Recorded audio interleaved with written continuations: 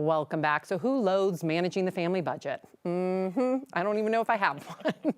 Well, it doesn't have to be confrontational.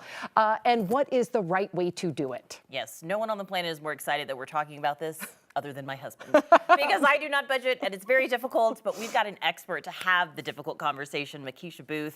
Thank you for being here. I just want to start off like very baseline. Please because do. I need that, right? Like what is the basis of a budget and how do you even begin? Well, I mean, when you think about a family budget, and especially in this season, a budget is really about thinking about what's coming in and what's going out in a way that allows you to live the lifestyle you want to live with your family and implement on your dreams and your business and your household. How do we do it simply without fighting, getting everybody involved? That's a good point, because a lot of times you're sitting over the mail, looking at the bills and the budget by yourself is stressful, and then when you try to execute, the family isn't on board and doesn't understand why you're making the decisions you're making.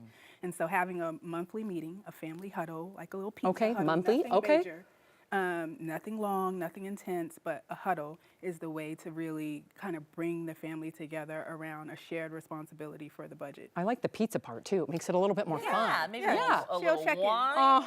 Okay. Okay, so how are we motivating every member, and this is probably for me in my family, but everybody is going to have different reasons to want to, participate. How do you motivate everybody in the family to get involved, including the kids? Exactly. You want the kids on it because they can be big budget busters. Yeah, and so if they don't know what's going on. Oh yeah, Ava does that. Her and her Elsa dresses, my goodness. Exactly. And so what you want to do first is maybe pull together the family around like a vision board session and activity. Ooh. I like that. They can go online and get clips and magazines and clip out the dreams that they have for the family shared vision. So like dream vacation. Yes. Maybe you want to purchase a house. Maybe there's a playroom you want to redecorate in the house or redesign. And just get everybody to pull together a vision board around those biggest dreams. Oh and my. then from there, you set 1 or 2 goals for like the first set of missions that you're going to have as a team on like what you're going to go after. And that sets the stage for you to be able to say, okay, what costs do we need to cut in order to make these things happen? And then those huddles become more fun because you have the vision board and you're checking in. That's a really good idea. And when you start to see those accomplishments, right? Because then it's tangible. We can do this. So how do we get the family to stick to the plan? Once you have that plan, how do we motivate each other to just not veer off? Yeah, so the huddles are important, so making sure you stay checking in, you bring the vision board every time. But then there's one cool tip that I have, and that's a budget safe word. Ooh. And so if you see someone stepping outside of the budget agreements and the commitment and the plan, then you create a safe word that is associated with the dream vision. So maybe you want to go to Costa Rica or something, and so the safe word is Costa Rica if somebody's like trying to eat out when they shouldn't be. And so budget safe word. That's cute. A And new it just keeps it on usage. top of the brain too. Like And it makes go it non-confrontational and fun when someone's stepping outside of the So, okay, so just to reiterate this point, if it does get confrontational, just say that safe word.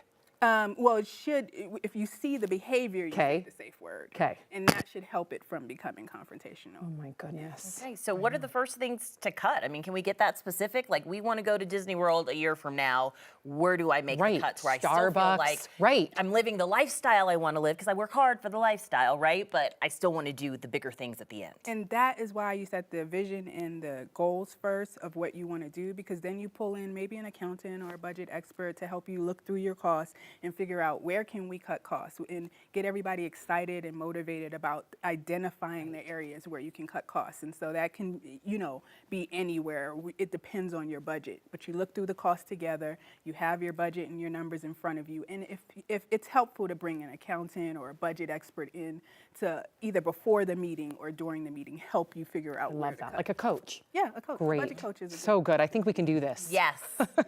I promise I'm going to implement some of this because you brought it down to a level that just made it seem accessible and not so like intimidating. That's the point. And the kids can get in on that. What's your safe word?